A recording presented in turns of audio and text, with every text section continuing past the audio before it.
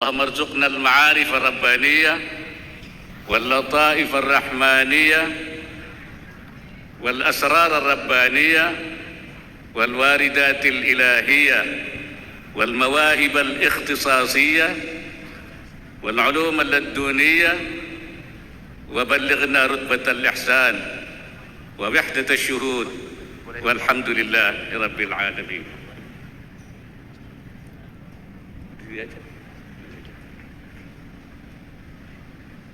Berdiri saja, nanti kalau saya sudah capek berhenti.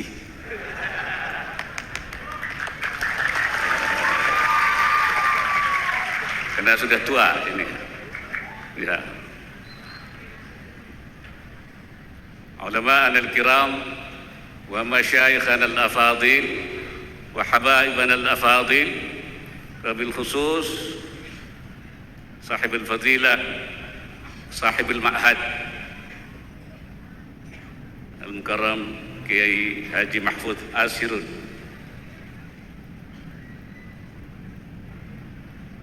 Profesor Dr. Syekh Muhyiddin Al-Awamah dari Syria, marhaban bihudurikum Indonesia.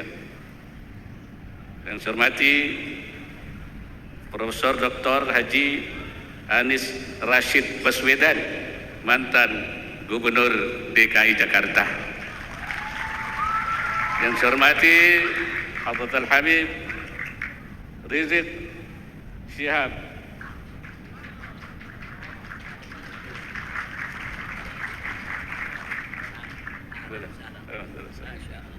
Tabarakallah, lama nggak ketemu Kiai. Alhamdulillah.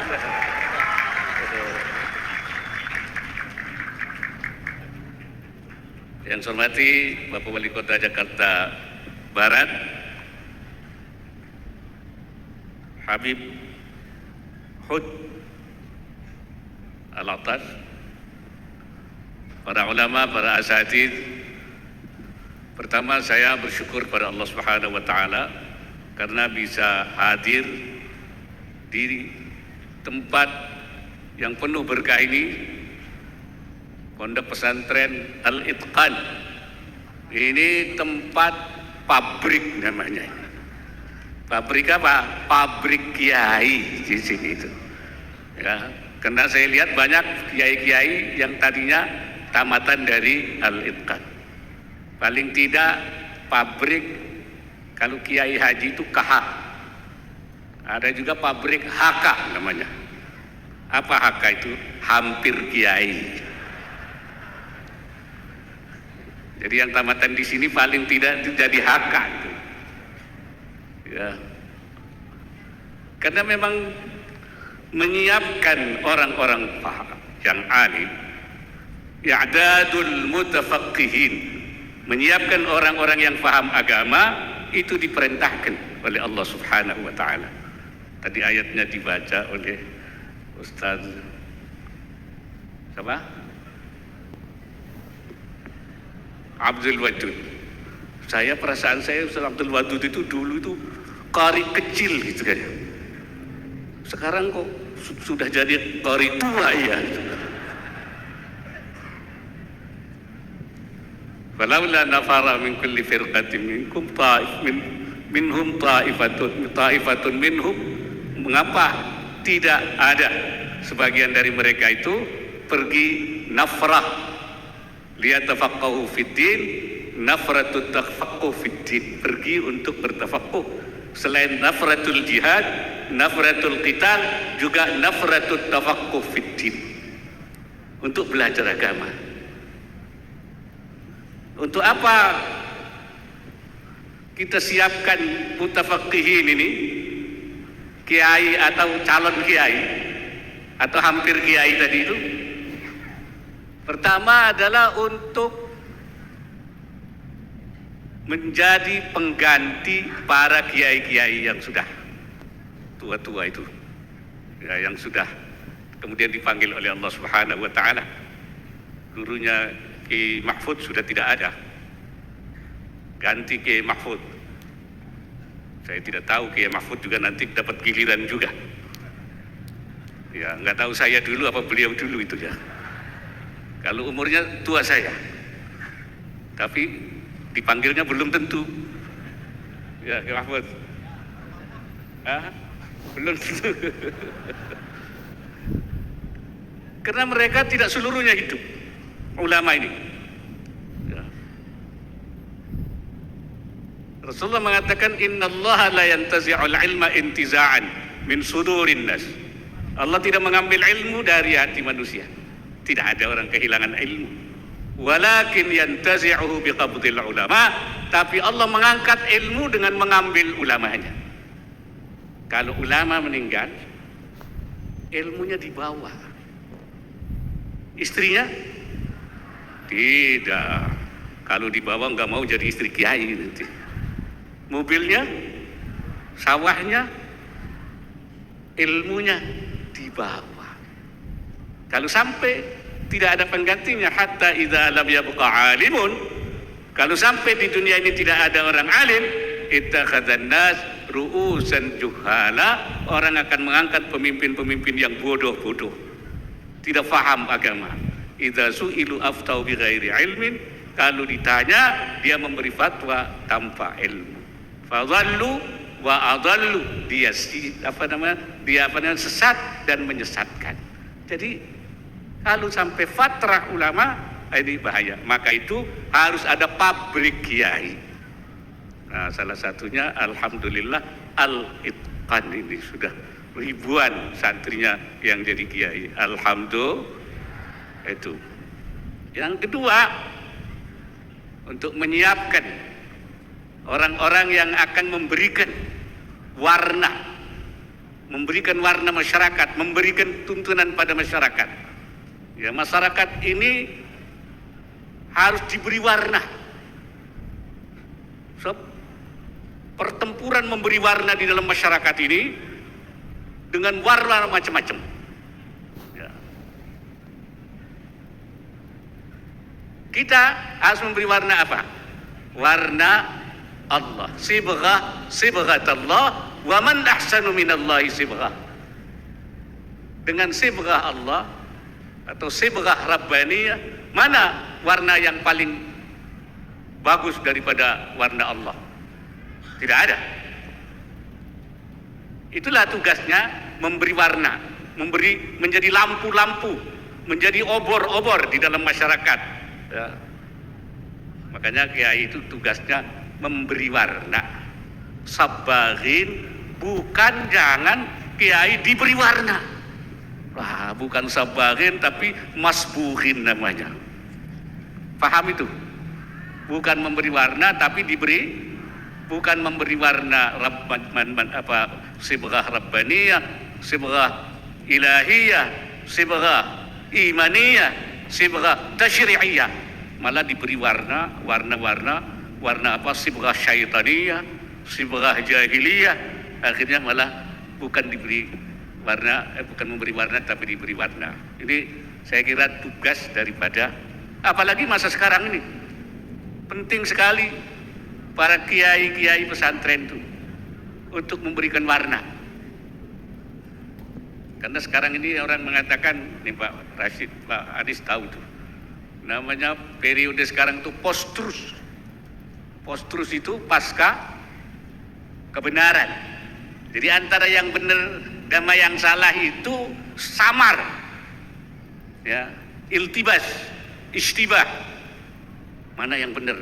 Kadang-kadang bisa-bisa yang benar dianggap salah, yang salah dianggap benar. Betul. Makanya kita suruh dikasih doa oleh Rasulullah apa?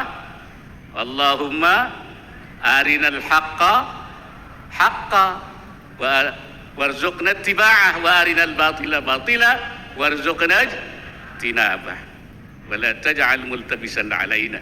Ya Allah, perlihatkan kepada kami yang hak, kelihatan hak benar, ya, dan berikan kepada kami untuk mengikutinya. Bisa saja orang tahu benar tapi tidak bisa mengikutinya. Makanya bisa melihat hal yang benar, bisa mengikuti hal yang benar. Kemudian juga supaya diberikan arinal batila batila, yang batil kelihatan batil. Wa arinal warzuqna ijtinabah, dan berikan kepada kami kemampuan untuk menjauhi. Bisa saja tahu itu batil, tapi tidak bisa menghindari. Nah, kalau tidak ada namanya inayah rabbaniyah, yaitu inayah itu apa? Pertolongan Allah untuk mampu. Jangan sampai iltibas. Karena itu saya menamakan zaman post-truth sebagai zamanul iltibas, zaman kesamaran antara hak dan batil tidak jelas. Tapi hak yang batil tidak jelas itu samar itu untuk orang awam, orang yang bukan kiai, bukan hampir kiai, bukan kiai haji atau HK, ya hampir itu tidak ada samar. Kalau orang yang sudah tahu, sudah belajar, sudah jadi santri, itu tidak ada kesamaran, tidak ada. Makanya Imam Ibnu Athaillah mengatakan, la yukhafu alaika iltibasu turuq alaika. Tidak dikhawatirkan adanya kesamaran jalan di antara kamu. Enggak samar. Kenapa? Karena yang jelas qad tabayyana ar-rusydu minal ghayy. Yang petunjuk dan yang penyimpangan itu sudah jelas. Tabayyin. Sudah enggak bisa terserupakan. Kalau orang kiai enggak bisa. Walakin yukhafu alaika, tetapi dikhawatirkan, yang dikhawatirkan pada kamu apa? Ghalabatul hawa alaika, yaitu dorongan hawa nafsu. Jadi penyakitnya kiai, penyakitnya santri bukan kesamaran, bukan iltibas, tapi ghalabatul hawa nafsunya ini. Nah, makanya itu di pesantren itu dididiknya bukan hanya diberi ilmu, bukan hanya ilmu saja, ya, dididik. Kata Imam Ibnu Athaillah, idfan wujudaka fi ardil khumul, amma nabata mimma la yudfan, mimma lam yudfan la yatimu nitajuhu. Benamkan dirimu di dalam bumi yang gelap, benamkan. Karena sesuatu apa yang tumbuh itu tidak akan bisa baik pertumbuhannya kalau tidak ditaruh, ditanam. Jadi Imam Ibnu Athaillah menyamakan manusia dengan pohon. Jadi pohon itu kalau ingin baik tanam, kalau tidak ditanam, ditaruh di atas tanah, pertumbuhannya tidak baik. Bahkan sesudah ditanam tuh bisa tumbuh, bisa menembus tanah, menembus batu, bahkan harus juga dipelihara supaya tetap lurus, jangan bengkok. Nah itu pohon.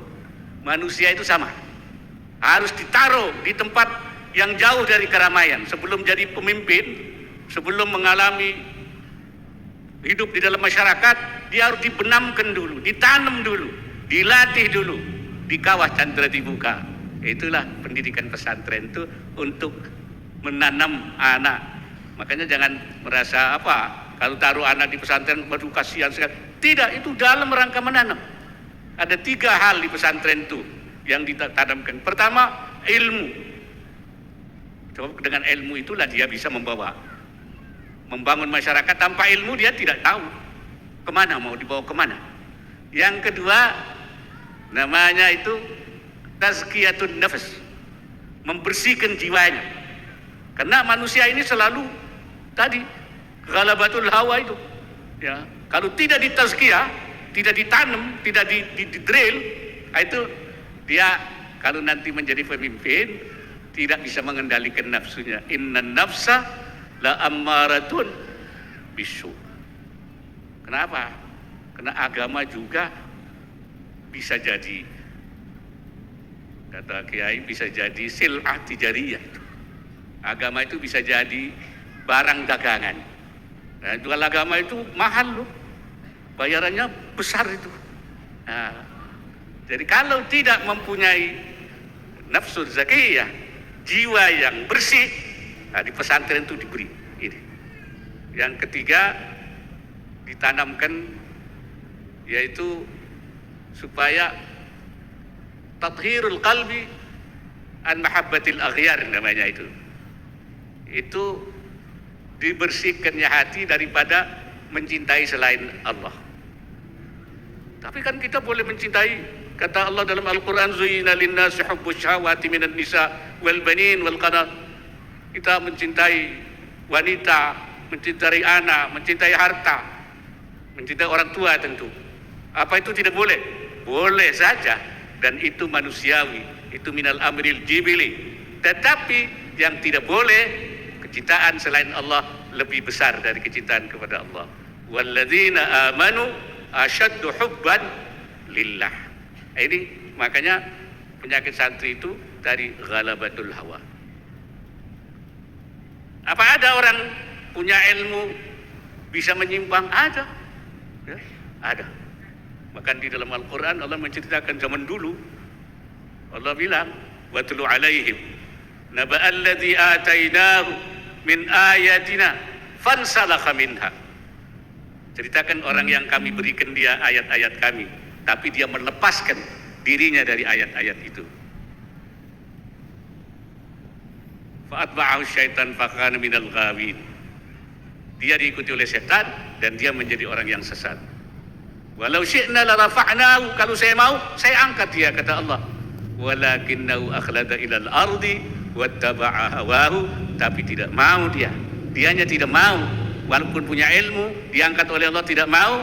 Walakinnahu akhlada ilal ardi, tapi dia lebih mengekalkan pada bumi. Dia lebih menurusi tuntutan jasad turabinya.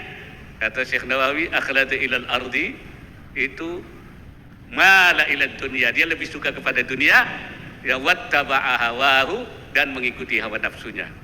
Kalau dalam tafsir itu yang seperti itu namanya Kiai Bal'am bin Ba'urah. Nah, jadi pernah terjadi itu. Oleh karena itu kalau tidak diberi melalui pesantren, itu bisa jadi apa yang terjadi kepada Bal'am. Yang terakhir saya ingin menyatakan bahwa di dalam menghadapi berbagai tantangan untuk para santri, untuk para kiai dan calon kiai, itu kita harus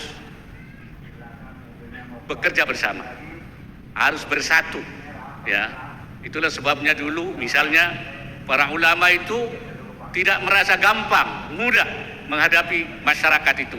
Makanya bergabung bersama mendirikan satu organisasi namanya Nahdlatul Ulama. Kenapa? Karena tantangannya berat, tidak mungkin sendiri-sendiri. Dan kita memang tidak boleh sendiri-sendiri. Allah sendiri yang mengatakan begitu. Wala takunu kalladzina tafarraqu wakhtalafu. Kamu, baik para ulama, jangan kamu seperti orang-orang yang bercerai-cerai dan berselisih. Itu pendeta Yahudi. Syekh Nawawi Al-Bantani menjelaskan ini, apa yang dimaksud mereka tafarraqu wakhtalafu, yaitu mengatakan bi ansara kullu wahidin minar ruhbani ra'isan fi baladin.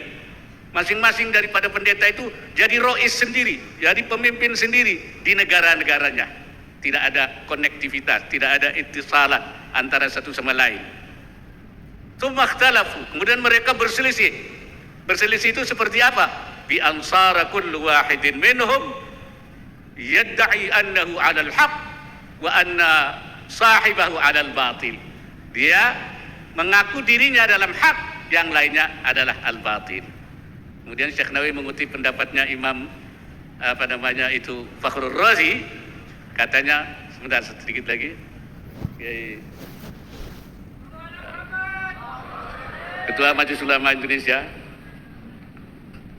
katanya Imam Fakhrul Razi, "Lau ansafta alimta anna aktsara ulama'i hadzal zaman mausufuna bitilka sifah."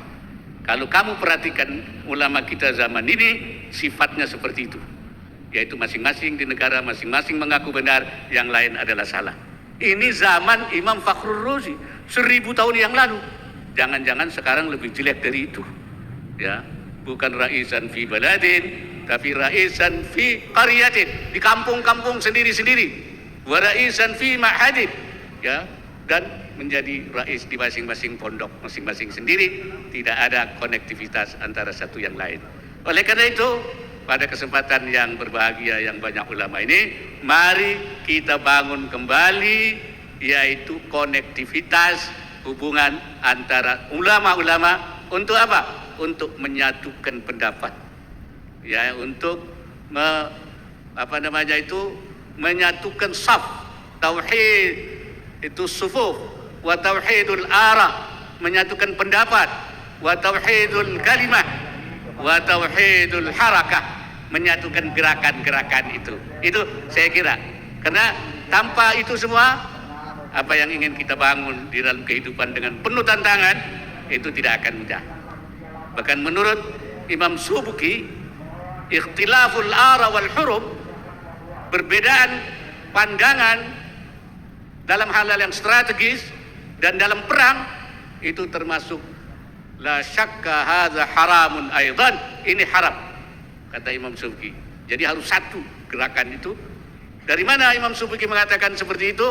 Yaitu dari ucapan Rasulullah sallallahu alaihi wasallam kepada Mu'adz bin Jabal dan Abu Musa ketika mengutus keduanya ke Yaman. Apa kata Rasulullah? Tatawa'a wala tatalifa. Bersatulah kalian berdua dan jangan bercerai-berai.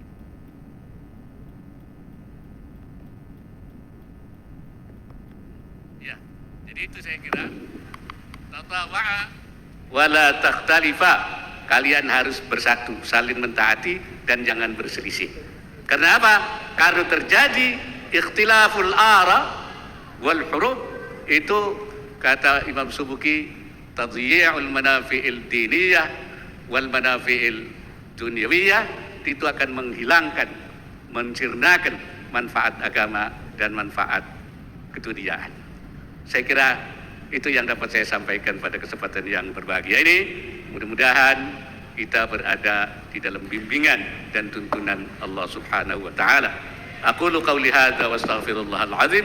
In uridu illa al-islah mastata'tu wa ma taufiqi illa billah.